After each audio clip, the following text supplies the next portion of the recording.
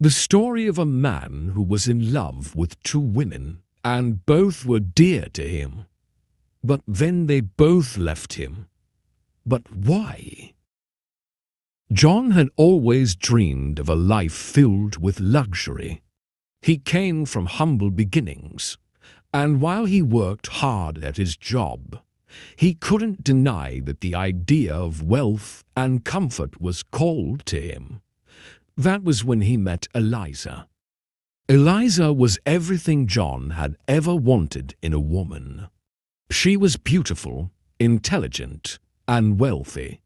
She had grown up in a grand mansion, the daughter of a successful businessman. To John, she seemed like the perfect partner, someone who could give him the life he'd always wanted. So, when she asked him to marry her, John didn't hesitate for a moment.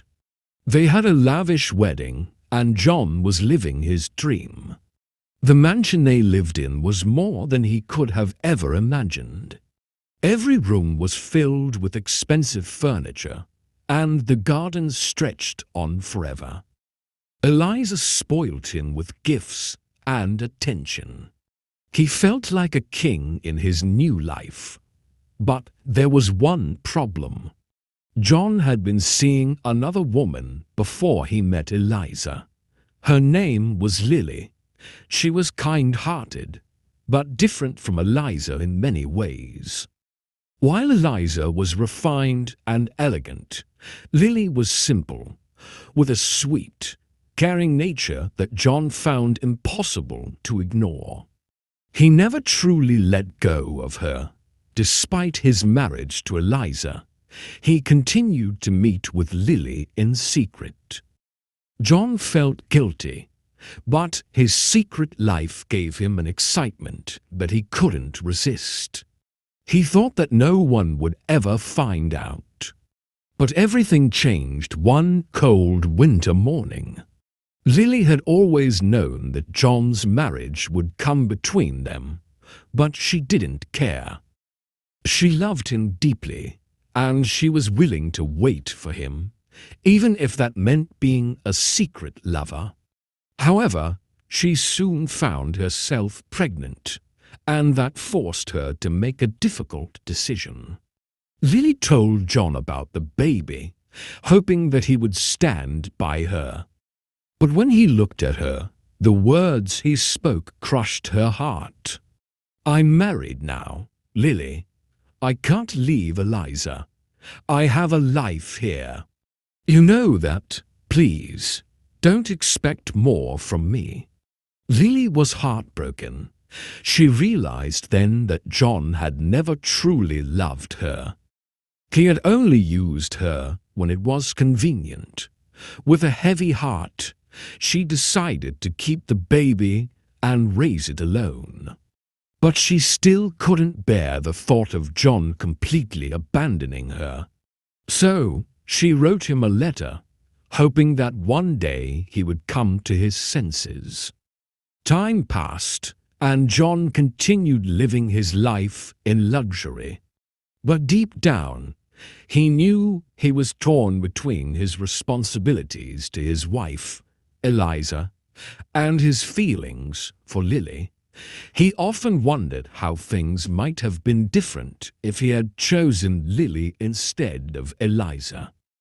But he pushed those thoughts away, reminding himself that he had everything he ever wanted now: money, comfort, and a beautiful wife.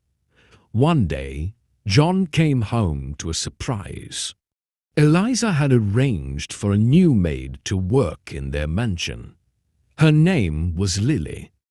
John's heart stopped when he saw her. She looked just as beautiful as he remembered, but there was something different about her. She wasn't angry or sad. She had moved on, and the years had made her stronger. She had become more confident and graceful, yet there was a sadness in her eyes. Lily had agreed to work as the maid not because she wanted to be near John, but because she needed the job. She had no other way to support herself and her child, and she didn't want anyone to know about her past with John. She knew it was better to stay silent, so she kept her head down and worked diligently. For John, seeing Lily every day in his own house was a torment. He couldn't ignore her presence, yet he couldn't allow Eliza to find out about his past. So he kept a distance, pretending that everything was fine. As the days passed, John's guilt grew heavier. He couldn't ignore the way his heart still beat faster when Lily was around. He thought about her constantly, but he also knew that he had to keep up the appearance of a perfect marriage. Eliza, on the other hand, noticed something was wrong. She could sense the tension between John and Lily, but she never questioned it. She was too busy with her own life to pay attention. Then one fateful day, everything changed. John and Eliza were out for a drive when they were involved in a terrible car accident. The crash left Eliza unconscious, in a coma, and John severely injured. He spent weeks recovering in the hospital, but his mind was elsewhere. He was haunted by the guilt of his secret life. He couldn't stop thinking about Lily and the way he had treated her. During the weeks that John lay in a hospital bed, something extraordinary happened. Eliza remained in a coma, but it was as if her mind was awake. She could hear everything around her. She heard the doctors talking about her condition. She heard her family visiting her, and most importantly, she heard John's confessions. One evening, John sat by her side, talking to her as if she could hear him. He didn't know she could, but he felt the need to tell her everything. He told her how he had been unfaithful, how he had loved Lily before her, and how he had hurt her without even realizing it. He admitted that he had hired Lily as a maid in their house, not just for her skills, but because he couldn't stop thinking about her. He felt a deep sorrow in his heart as he spoke. His guilt weighed on him, and he wished he could take back the hurt he had caused. "I'm sorry, Eliza," he whispered through tears. "I love you, but I've made so many mistakes. I don't deserve your forgiveness. I don't deserve to have you in my life." As John spoke, Eliza's heart ached. She had known, in her heart, that John wasn't fully hers. She had sensed the distance between them, the things unsaid. But she never imagined it would be like this. Yet, even in her coma, she understood something deeply. She wanted to help make things right. Days passed, and John remained by Eliza's side, praying for her to wake up. He was filled with regret, but he also realized he had to make a change. When Eliza finally opened her eyes, John was there, holding her hand. "Eliza, you're awake," he cried, overwhelmed with emotion. She looked at him for a long moment. She could see the pain in his eyes, but she also saw the truth. He was finally realizing the consequences of his actions, but it was too late to apologize. Eliza took a deep breath, and with a voice that was soft but firm, she spoke.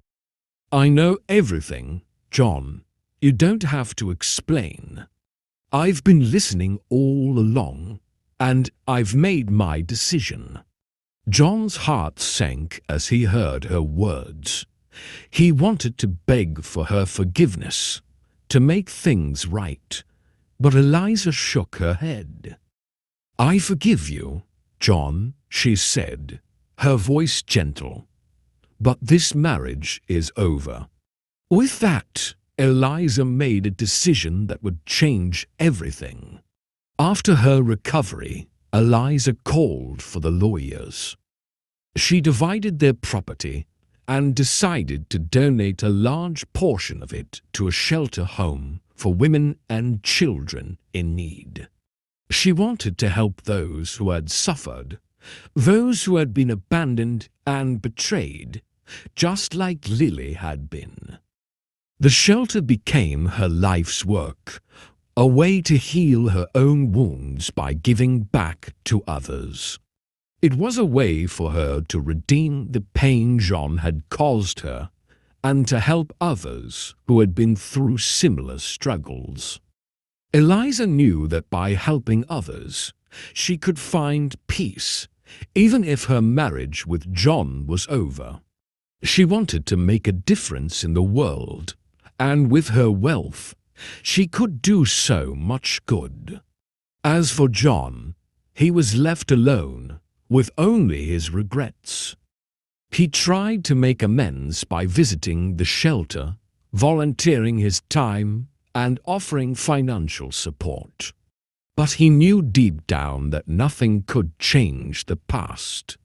His betrayal had cost him everything. Lily, too, found a new life.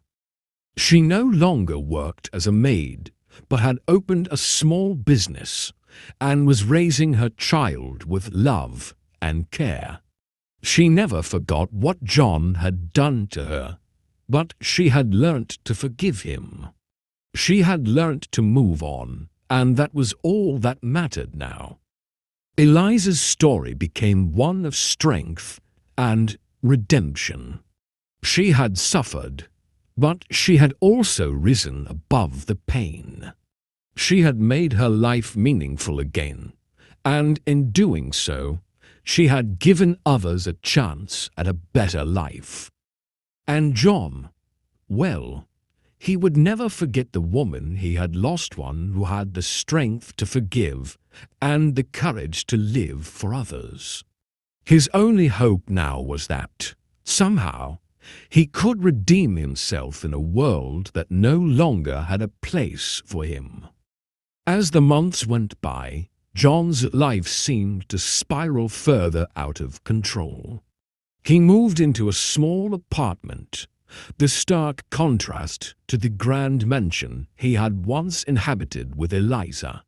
He spent most of his days in solitude, reflecting on his mistakes. The once gilded life of luxury now felt like a distant, ungraspable dream. But despite his self-imposed isolation, John couldn't shake the idea that redemption was still within his reach. He started seeking ways to make amends, even though every step seemed futile. He knew he could never fully undo the hurt he had caused, but he had to try. John began volunteering at the shelter Eliza had founded. It wasn't much, and the women there often eyed him with suspicion, knowing who he was and what he had done. He washed dishes, painted walls, and helped with small tasks, anything that could give back in some way. The women there weren't as forgiving as Eliza had been, and John often found himself in quiet moments of reflection, wondering if they would ever see him as anything other than the man who had betrayed the woman who had given them hope. Meanwhile, Eliza had become a beacon of change in her community. Her shelter blossomed under her leadership, helping hundreds of women and children find a safe place to heal. She never spoke of John, though everyone knew the story. Yet, she never allowed bitterness to color her work. Her focus was always on the women she served. The day John returned to the shelter with his check in hand, marked a quiet turning point. He had raised a significant sum through his own small business ventures, and now he was ready to donate it in hopes of atoning for the sins of his past. Eliza, who had not seen John in months, stood at the reception desk when he entered. He handed her the check without saying a word. Her gaze met his, cool but measured. For a long moment, they stood in silence until Eliza spoke softly. "John, you're doing good work here. That means something. But it's not enough to erase the past." John stood frozen, the weight of Eliza's words hitting him like a storm. His heart thudded in his chest, as if every beat was a reminder of the pain he had caused her and others. He had expected harsh words, even rejection, but this, the quiet, distant acknowledgement of his attempts at redemption, was something he had never anticipated. It was as if, even after everything, there was still a sliver of hope for him, but also a stern reminder that forgiveness did not come easily, nor should it. He opened his mouth to speak, but found himself struggling to form words. Eliza's eyes softened just a fraction, her voice gentle, though firm. "I'm not asking for anything, John," she said, "but I'm glad you're trying. That's more than I could have hoped for all those months ago. Maybe, just maybe, you'll find peace in helping others. That's where you should focus now." John nodded slowly, feeling an unfamiliar sense of humility wash over him. He had spent so long focused on his own desires, his own dreams, that he had never truly understood what it meant to sacrifice for others. Helping at the shelter was more than just an attempt to make things right with Eliza. It was a chance for him to rebuild himself, to become someone worthy of respect. In the weeks that followed, John became a more regular presence at the shelter. His role started small, but he gradually took on more responsibilities, organizing community events, helping to teach classes on financial literacy for women who had been in abusive relationships, and even mentoring young men who came to the shelter seeking guidance.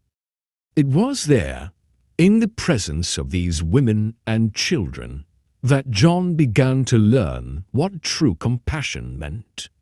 He saw the scars on their faces and the silent tears they carried, and he understood, perhaps for the first time, what real suffering looked like. Eliza watched his transformation with a quiet, measured gaze. She never pried, never asked questions.